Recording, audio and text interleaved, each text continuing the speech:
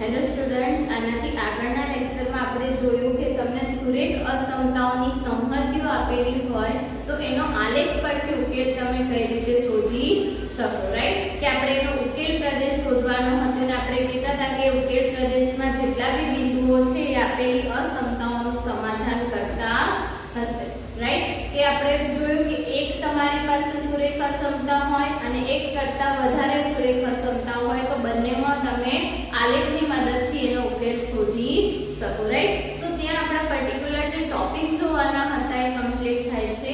Main વસ્તુ જે છે કે તમને આના પ્રકીર્ણ સ્વાધ્યાયમાં પણ એક નવી ટોપિક આપેલો છે જે છે ત્યાં તમારે બે અસમતા, રાઈટ? કે ત્યાં તમારે એ ટાઈપની અસમતાઓ સોલ્વ કરવાની છે જેમાં તમને બે અસમતાઓ સાથે આપેલી હોય, રાઈટ? ઓલરેડી તમને ખબર છે કે બે અસમતાઓ સાથે એટલે કે કઈ આવું હશે કે આપણે જે રીતે લખીએ છીએ 2 ≤ x ≤ 6. તો અહીંયા આપણી પાસે એક સાથે કેટલી અસમતાઓ છે? બે, રાઈટ? સો આ ટાઈપની અસમતા જ્યારે આપી હોય તો એનો ઉકેલ કઈ રીતે શોધવાનો એની આપણે પ્રકીર્ણ સ્વાધ્યાયમાં વાત કરવાની છે, રાઈટ? તો સૌથી પહેલા તો કે આપણે જ્યારે બે ઇનઇક્વાલિટીની વાત કરીએ તો પ્રોસેસ એ જ કરવાની છે જે આપણે એક ઇનઇક્વાલિટી માટે કરતા, રાઈટ? કે એક અસમતા આપેલી હોય એને જે રીતે તમે ઉકેલતા હતા એ જ રીતે તમારે બે અસમતાઓ આપેલી હોય ત્યારે બી ઉકેલ શોધવાનો. ખાલી ધ્યાન શું રાખવાનું તો કે જે પ્રોસેસ તમે અહીંયા કરો એ તમારે બંને બાજુ અપ્લાય કરવાનો, રાઈટ? એટલે થ્રુ આઉટ તમે સ્ટેપ બાય સ્ટેપ જતા જશો એટલે તમને ફાઇનલ આન્સર મળી જશે. તમારે છેલ્લે શોધવાનું શું તો કે x ની વેલ્યુ શોધવાની છે કે ક્યાંથી ક્યાં સુધીની હશે. એટલું તમે શોધી લેશો એટલે તમારું કામ કમ્પ્લીટ, રાઈટ? એટલે કે અહીંયા આપણે મેઈન શું જોવાનું છે કે 2 થી કરીને 6 સુધી x ની કિંમત છે એવું આપણી પાસે અત્યારે છે. હવે ક્વેશ્ચન જોઈશું એમાં એવું નહીં હોય તો એવું કઈ રીતે લાવવાનું એની સ્ટેપ બાય સ્ટેપ આપણે ચર્ચા કરીશું. ઇન શોર્ટ આપણે શું કરવાનું છે? સુરેખ અસમતાઓનો ઉકેલ શોધવાનો છે. પણ કેવી સુરેખ અસમતાઓ? જેમાં બે અસમતાઓ સાથે આવે, રાઈટ? સો જોઈએ કે ફર્સ્ટ ક્વેશ્ચન જ જોઈએ તમારા પ્રકીર્ણ સ્વાધ્યાયનો. તો ફર્સ્ટ ક્વેશ્ચન શું કહે છે કે 2 ≤ 3x - 4 ≤ 5. હવે આ અસમતા જે છે આપણે સોલ્વ કરવાની છે, રાઈટ? હવે જ્યારે બી આ ટાઈપની અસમતાઓ સોલ્વ કરવાની અમે કીધું કે આપણું ફોકસ એના ઉપર હોવું જોઈએ x, રાઈટ? સો x ની આજુબાજુ વધારાનું જે બી કંઈ છે આપણે કાઢવાનું છે એટલું તમારે યાદ રાખવાનું. હવે અહીંયા સૌથી પહેલા તો આ ટર્મને તો આપણે હમણાં રાખવી જ પડશે. તો સ્ટાર્ટ ક્યાંથી કરીશું? -4 થી, રાઈટ? સો 4 આપણે કાઢવું હોય તો +4 એડ કરવો પડશે. તો આખી જ અસમતામાં આપણે +4 એડ કરવાનું, રાઈટ? એટલે અહીંયા શું મળશે તમને તો કે 2 + 4 ≤ 3x - 4 + 4 ≤ 5 + 4, રાઈટ? એક વખત તમને પ્રેક્ટિસ થઈ જાય પછી કદાચ તમે અમુક સ્ટેપ નહીં લખો યા તો 1 માર્ક્સમાં નહીં લખો તો ચાલશે, બટ ત્યાં સુધી તમારે બધા સ્ટેપ લખવાના, રાઈટ? નહીતર ઓરલી કરશો તો કન્ફ્યુઝ થઈ જશો અને કદાચ ક્યાંક પ્લસ માઈનસમાં ભૂલ બી હશે તો તમારો આન્સર જે છે ખોટો આવશે, રાઈટ? સો બને એટલું વ્યવસ્થિત રીતે સ્ટેપ લખવાનો ટ્રાય કરજો. ઓકે, તો અહીંયા આપણને શું મળશે તો કે 6 ≤ 3x ≤ 9. અને હવે આપણે x ની કિંમત જોઈએ તો શું કરવાનું? 3 વડે ભાગી નાખીએ, રાઈટ? સો અહીંયા શું મળશે? 6/3 ≤ 3x/3 ≤ 9/3. સો ફાઇનલી શું મળ્યું? 2 ≤ x ≤ 3 મળી ગઈ x ની વેલ્યુ, રાઈટ? અને આને આપણે શું કહી દઈએ કે x belongs to 2 to 3. Obviously અહીંયા ક્લોઝ બ્રેકેટ આવશે બીકોઝ તમને અહીંયા ઇક્વાલિટી આપેલી છે, રાઈટ? સો આ વસ્તુ તમને મળી તો આપણો ફાઇનલ ઉકેલ શું થયો? x belongs to 2 to 3, right? અને આ રીતે તમને એનું જે પર્ટિક્યુલર સોલ્યુશન છે એ મળશે. એક ઇનઇક્વાલિટી જે માટે જ્યારે તમે સોલ્યુશન ફાઇન્ડ કરતા હતા તો શું મળતું હતું? એક સાઈડ તમને ઇન્ફિનિટી મળતું હતું, અહીંયા તમને એવું નહીં મળે. બંને બાજુ કોઈક ને કોઈક નંબર હશે બીકોઝ આપણે બંને બાજુ અસમતા જે છે સોલ્વ કરીએ છીએ, રાઈટ? સો આ વસ્તુ જે છે તમારે ધ્યાનમાં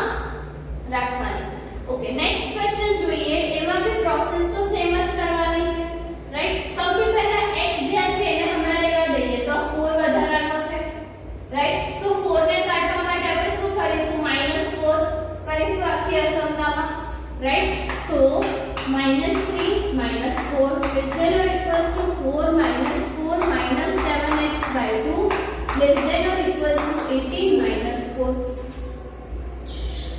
right? હવે અહીંયા શું મળશે તમને તો કે -7 less than or equals to -7x by 2 less than or equals to 14. હવે આપણે તો શેમાં ઇન્ટરેસ્ટ છે x શોધવામાં, તો શું કરીશું 2 થી ગુણી લઈશું અને 7 થી જોડે જોડે ભાગી દો એટલે તમારું કામ એક જ સ્ટેપમાં પતી જશે. ઇન શોર્ટ તમારે કેવું હોય તો કહી શકીએ કે 2/7 થી ગુણી નાખ આખી આ સંખ્યા, તો અહીંયા શું મળશે -7 2/7 less than or equals to -7x by 2 into 2/7 less than or equals to 14 into 2/7. હવે અહીંયા શું મળશે તો કે 7 7 કટ that means કે -2 less than or equals to 7 7 2 2 cut so -8 less than or equals to 2 એટલે કે અહીંયા 4. પણ આપણે x ની જે વેલ્યુ છે નેગેટિવ નથી રાખતા, રાઈટ? સો માઈનસ વડે મલ્ટીપ્લાય કરવું પડશે અને માઈનસ વડે મલ્ટીપ્લાય કરશો તો તમારી અસમતા જે છે ઉલટાઈ જશે, રાઈટ? એટલે અહીંયા તમને શું મળશે 2 greater than or equals to x greater than or equals to -4. અને આને બીજી રીતે લખવું હોય તો તમે લખી શકો -4 less than or equals to x less than or equals to 2, right? એટલે તમારો ફાઇનલ આન્સર શું થશે x is belongs to -4 to +2, right? So આ રીતે આપણે ડબલ તમને બે અસમતાઓ સાથે આપી હોય તો એનો ઉકેલ જે છે તમે આ રીતે શોધી શકો, રાઈટ? તમારે ધ્યાન શું રાખવાનું તો કે જે પ્રોસેસ તમારે x ની વેલ્યુ શોધવા પર મતલબ કે x એકલો બચે એના પર તમારે ફોકસ કરવાનું, રાઈટ? અને છેલ્લે તમારો પોઝિટિવ x હોવો જોઈએ અને બને ત્યાં સુધી અસમતા બી આ જ રાખવાની લેસ ધેન, રાઈટ? તો તમને આજે તમે કૌંસ લખો છો મતલબ કે જે આપણે અંતરાલ લખીએ છીએ આન્સરમાં એ લખવામાં તમને સરળતા રહેશે, રાઈટ? નહીતર આના માટે પછી તમારે ઊંધું લખવું પડે છે, પોસિબલ નથી. તો હંમેશા તમારે અસમતા બી કઈ રાખવાની લેસ ધેન જ રાખવાની. કદાચ ગ્રેટર ધેન હોય તો એને લેસ ધેન માં કન્વર્ટ કરતા આપણાને આવડે જ છે એને ઊંધું કરીને લખી દેવાનું અને પછી એનો સોલ્યુશન જે છે આપણે લખવાનું. બીકોઝ આપણે હંમેશા ખબર જ છે પહેલા ચેપ્ટરમાં બી જોયું કે a ની વેલ્યુ b કરતા નાની હોવી જોઈએ, right? So a less than b માટે જ આપણે અંતરાલ લખીએ છીએ, રાઈટ? સો હંમેશા આ વસ્તુ જે છે તમારે ધ્યાનમાં રાખવાની. ઓકે, નેક્સ્ટ ક્વેશ્ચન જોઈએ. એમાં બી તમારે સેમ પ્રોસેસ કરવાની છે. શું કીધું છે તમને તો કે અહીંયા બી 4 વધારાનો છે, હમણાં સ્ટેપને એઝ ઇટ ઇઝ રહેવા દઈએ.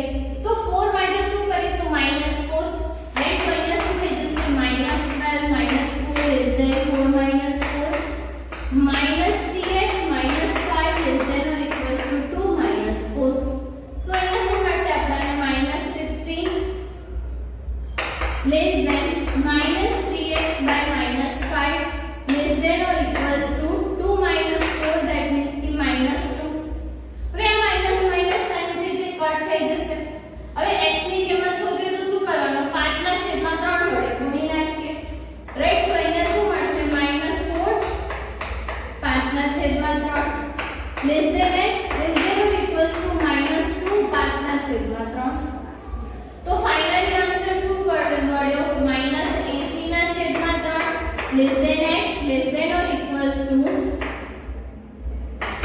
-10/3 મળી ગયું આપણાને. એટલે અહીંયા તમારે x belongs to લખવું હોય તો શું થશે -80/3, રાઈટ? અને અહીંયા -10/3 પણ ક્લોઝ બ્રેકેટ, રાઈટ? અહીંયા ઇક્વાલિટી નથી એટલે ઓપન બ્રેકેટ અને ઇનઇક્વાલિટી છે એટલે ક્લોઝ બ્રેકેટ, રાઈટ? સૌવૃત્ત અને વિવૃત અંતરાલ આપણે ઓલરેડી ફર્સ્ટ ચેપ્ટરમાં એની ચર્ચા કરી છે, રાઈટ? સો આ રીતે તમારે એનો ઉકેલ શોધવાનો અને ફાઇનલ આન્સર લખવાનો. નાના નાના બે ત્રણ સ્ટેપ્સ છે જે તમારે ધ્યાનમાં રાખવાના છે. બાકી જેવી રીતે તમે એક જ અસમતા સોલ્વ કરતા હતા એ જ રીતે તમારે બે અસમતામાં બી વાત કરવાની, રાઈટ? સો આ વાત થઈ ગઈ કે તમને કદાચ આ રીતનું ડાયરેક્ટ બે ઇક્વાલિટી સાથે આપી હોય તો એનો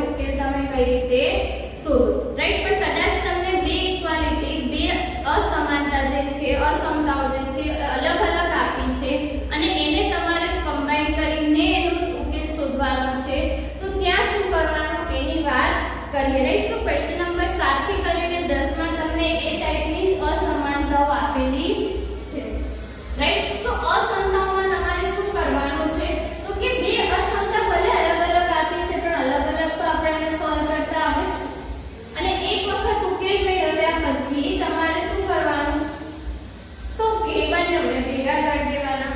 એવા કેટલાક સમ જ્યારે આપણે રિયલ લાઈફ પ્રોબ્લેમ્સ જોયા હતા અસમતાઓ માટેના રાઈટ 6.1 માં ત્યારે બી એક બે સમસમાં આપણે એની વાત કરી હતી કે કઈ રીતે આપણે એનું સોલ્યુશન જે છે ફાઇન્ડ કરી શકીએ રાઈટ. સો અહીંયા સૌથી પહેલા આપણે જોઈએ ક્વેશ્ચન નંબર 8 ની વાત કરીએ તો 8 માં શું કીધું છે તો કે 2 * x - 1 right less than x + 5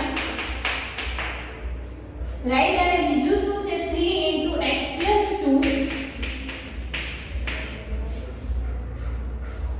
greater than 2 - x. હવે ઓબ્વિયસ છે જ્યારે બી તમને બે અલગ અલગ અસમતા આપી હોય તમારે એનો કમ્બાઈનનો ઉકેલ શોધવો હોય તો બી કઈ નવી વસ્તુ નથી બંનેને સોલ્વ કરો x ની જે કિંમતો મળે એને ભેગી કર દો. ઓલમોસ્ટ એવું હશે કે એક બાજુ લેસ ધેન હશે અને એક બાજુ ગ્રેટર ધેન હશે અને પછી તો તમને એને કમ્બાઈન કરતા આવડે છે રાઈટ. જોઈએ એટલે તમને વધારે ખ્યાલ આવે તો કે શું કીધું છે અહીંયા તો કે ઉકેલશો અસમતાને તો અહીંયા શું મળશે 2x - 2 લેસ ધેન x + 5. તો x વડે તમને એક સાઈડ કરશો તો 2x - x less than 5 + 2 right. એટલે કે x is less than 7. આ એક ટર્મ મળી. હવે એ જ રીતે બીજી અસમતા ઉકેલીએ રાઈટ. સો અહીંયા શું મળશે તમને તો કે 3x + 6 greater than 2 - x. હવે x વાળી તમને તમે ભેગી કરશો તો 3x + x greater than 2 - 6 right. So 4x is greater than -4 and so x is greater than -1 મળ્યું. અહીંયા લેસ ધેન છે અહીંયા ગ્રેટર ધેન છે. x ની વેલ્યુ -1 કરતા મોટી અને 7 કરતા નાની હશે એવું આ બંને અસમતાઓનો ઉકેલ લેવા માંગે છે.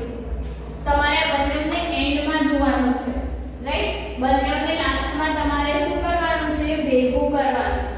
અહીંયાથી તમે લેશો તો x ની કિંમત -1 કરતા મોટી છે તો એને આપણે આ રીતે લખી શકીએ -1 is less than x અને x ની કિંમત 7 કરતા નાની છે તો less than 7.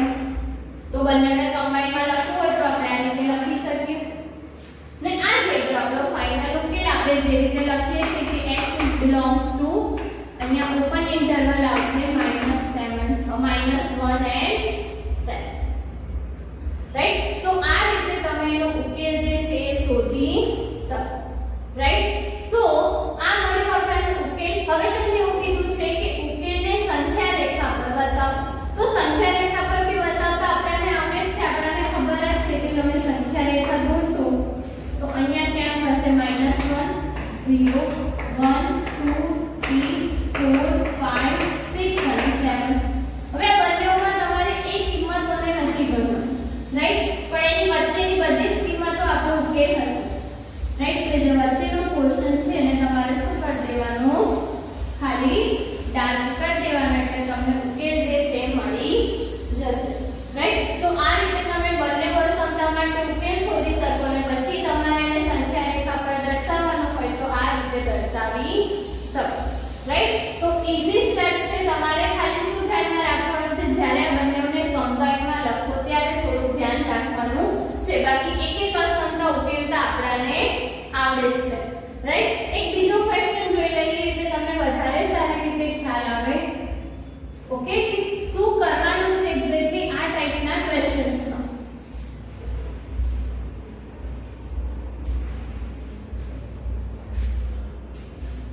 એ તો ક્વેશ્ચન નંબર 10 જોઈએ. ક્વેશ્ચન નંબર 10 માં શું કીધું છે તો કે 5 * 2x - 7 5 * 2x -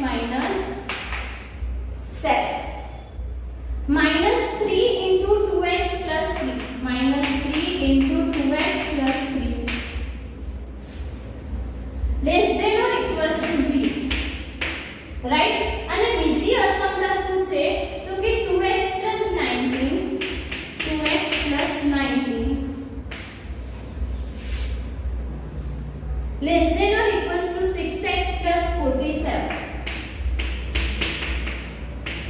right. So step by step આપણે બંને અસમતાઓ સોલ્વ કરી અને જોઈએ કે ફાઇનલ આન્સર શું મળે છે. હવે અહીંયા શું થઈ જશે તો કે 10x - 35 right, -6x - 9 right, less than or equal to 0. તો અહીંયા આપણને શું મળશે 10x - 6x ધેટ મીન્સ કે 4x અને -35 - 9 ધેટ મીન્સ કે -44 less than or equal to 0. તો અહીંયા તમને શું મળશે 4x less than or equal to 44 and x is less than or equal to 11. આ એક ઉકેલ મળ્યો પહેલી અસમતા માટે રાઈટ. હવે એવું ને એવું બીજી અસમતા માટે તો શું મળશે અહીંયા તો કે 2x ઓકે x વાળી ટર્મ એક સાઈડ લઈ જઈએ તો 2x - 6x less than or equal to 47 - 19 right. So અહીંયા શું થઈ જશે -4x less than or equal to 47 - 19 that means 28 right. એટલે -x is less than or equal to શું મળશે 7 અને x ની વેલ્યુ શું મળશે તો કે greater than or equal to -7 right. that means કે આપણને બે ઉકેલ મળ્યા બંને અસમતા માટે અને હવે બંનેને કમ્બાઈન કરો.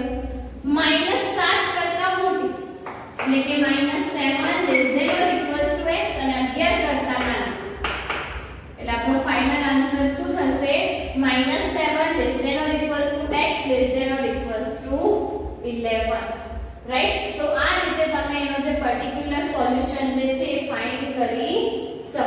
ઓકે. અને આને સંખ્યા રેખા પર દર્શાવવું હોય તો એ બી ઈઝી છે. શું થશે અહીંયા ક્યાં થશે -7 અહીંયા 11 બધા પોઈન્ટ્સ લખજો વચ્ચેના રાઈટ.